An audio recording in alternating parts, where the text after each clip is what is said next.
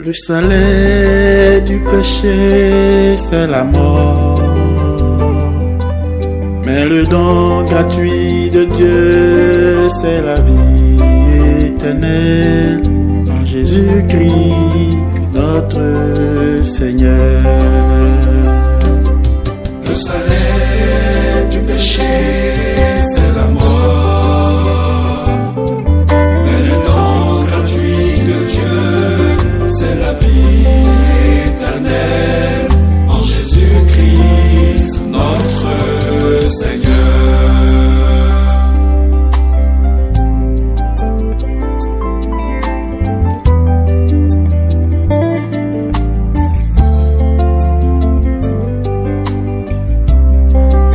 Le salaire du péché, c'est la mort. Mais le don gratuit de Dieu, c'est la vie éternelle en Jésus-Christ, notre Seigneur. Ce passage porte deux messages très importants et révélateurs, à savoir la mort, qui est le gain du péché, et la vie éternelle, le don gratuit de Dieu en Jésus-Christ. Alors, parler du péché, c'est parler en réalité de l'état de la relation entre Dieu, le Créateur, et l'homme, la créature. C'est quoi le péché? C'est la violation de la loi de Dieu ou le manquement à ses recommandations. C'est-à-dire faire ce que l'on veut au lieu de faire ce que Dieu nous recommande ou nous invite à faire. Il est juste et droit que Dieu nous dise quoi faire et comment vivre, étant donné qu'il est le Créateur et que nous sommes sa créature. Le péché, c'est la terrible maladie de l'histoire de l'humanité. C'est le mal inhérent à la nature humaine qui se manifeste intensément sous nos yeux et sous toutes les formes. De nos jours, l'être humain trouve ses valeurs les plus nobles dans l'humanisme, dans le matérialisme, surtout dans une vie menée vide de tout sens de vertu, si bien que le péché n'a plus son sens véritable pour l'homme d'aujourd'hui. Parler du péché, c'est choquer l'esprit de l'homme moderne ou encore déranger énormément la société au nom du droit de l'homme. Parce que le péché est considéré comme une théorie dépassée ou même un affront à la dignité humaine. Pourtant, ce mal est réel et il se manifeste en tout être humain. Il est entré dans ce monde par la transgression d'Adam dans le jardin d'Éden, le premier homme duquel nous sommes descendants. C'est de lui que tous les hommes ont hérité de la tendance ou la prétention à disposer d'eux-mêmes, c'est-à-dire à penser être maître de nous-mêmes et donc refuser toute soumission à la volonté de Dieu afin de décider du cours de notre vie et déterminer nous-mêmes notre avenir ou devenir librement. Lorsque le péché a pris la place, la mort s'en est suivie et s'est étendue sur tous les hommes parce que tous ont péché. C'est pourquoi nous voyons des mauvaises habitudes, des pensées impures, des désirs et actes mauvais, des pratiques horribles et goûts désagréables auxquels l'homme prend plaisir, des actions ou réactions impies que l'homme manifeste toujours et partout parce que son âme est polluée et corrompue. L'homme est dans l'égarement, oui, dans l'égarement dans lequel il ne peut se sauver lui-même. En vérité, une âme qui est sous l'emprise de l'hérédité du péché est séparée de Dieu.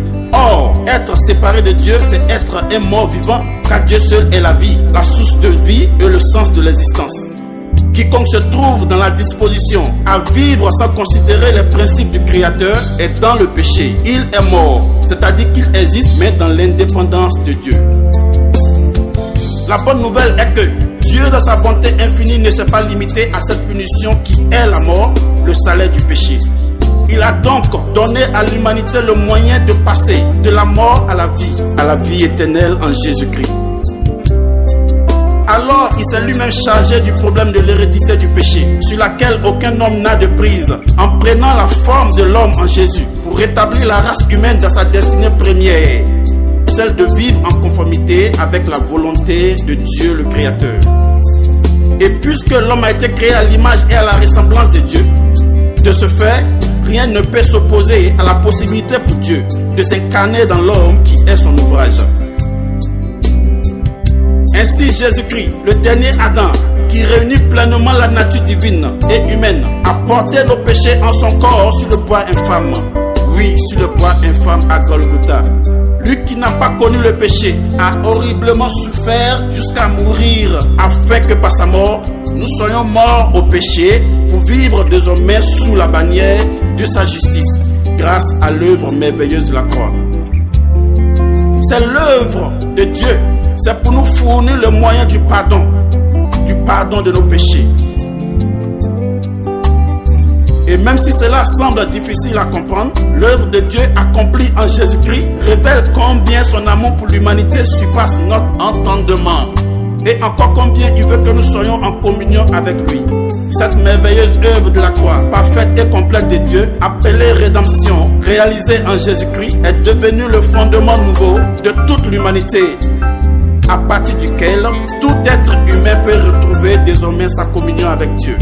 Le don gratuit de Dieu, qui est la vie éternelle en Jésus-Christ, est une offre basée sur l'incarnation du Fils de Dieu, qui est venu mourir pour nos péchés à la croix et ensuite ressuscité d'entre les morts, parce qu'il a détruit le pouvoir de la mort sur l'humanité et a offert à tous le salut au prix de sa vie.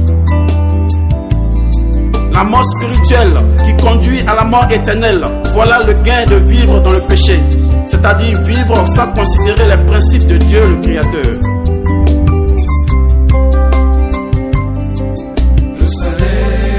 Si tu as compris ce que signifie le péché maintenant, ainsi que ses conséquences, et que tu réalises ton état de mort vivant dans la puanteur du péché, sache que Dieu, qui est riche en miséricorde et en grâce, veut te permettre de vivre avec lui, pour lui et par lui à travers Jésus-Christ.